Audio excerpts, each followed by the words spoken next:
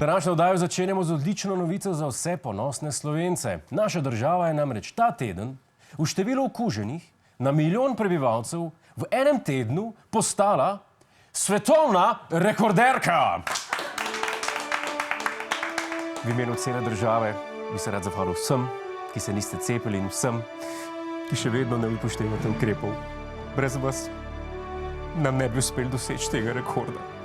Še na mnoge hvala. Hvala za vas.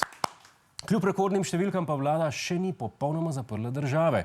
Je pa sprejela cel kup novih oziroma prenovljenih starih omejitev.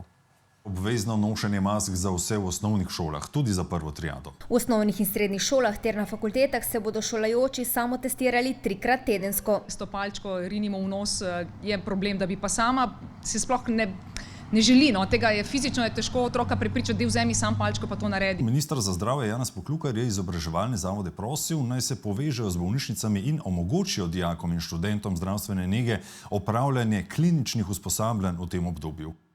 Vzami sam palčko pa to naredi.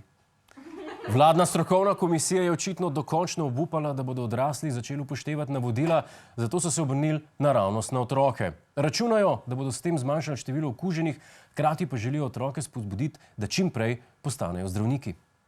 V bistvu se držijo slogana Get them while they're young, kar je samo malo drugače kot moj slogan Get them while they're 18. Grda. Seveda pa brez težav ne gre. Izkazalo se je, da otroci bi že upoštevali pravila, ampak kaj, ko jim starši ne dovolijo?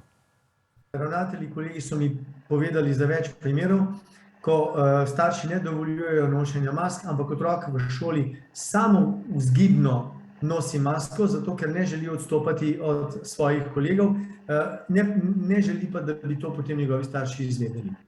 Neverjetno. To je tako, kot ti mama rekla, da moraš špricati pouk, ti greš pa vsem v šolo, pa prosiš učitelja, da ti da neupravičen. Dragi starši, se lahko prosim nehate obnašati kot otroci. Če so ste še naprej tako vedeli, bodo vaši otroci morali na govorilne priti.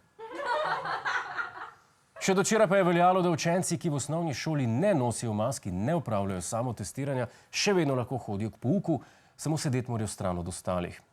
Za svojo mizo. A se spomnite, smo imeli čas v šoli oslovsko klop. Tam je sedel otrok, ki se je obnašal kot osu. No, zdaj smo imeli pa za kratek čas koronsko klop in za njo je sedel otrok, ki je imel starša, ki ste se obnašali kot osla.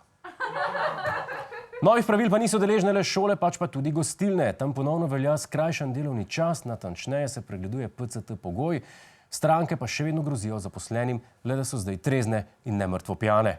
In to je za danes vse iz najmanj priljubljene rubrike.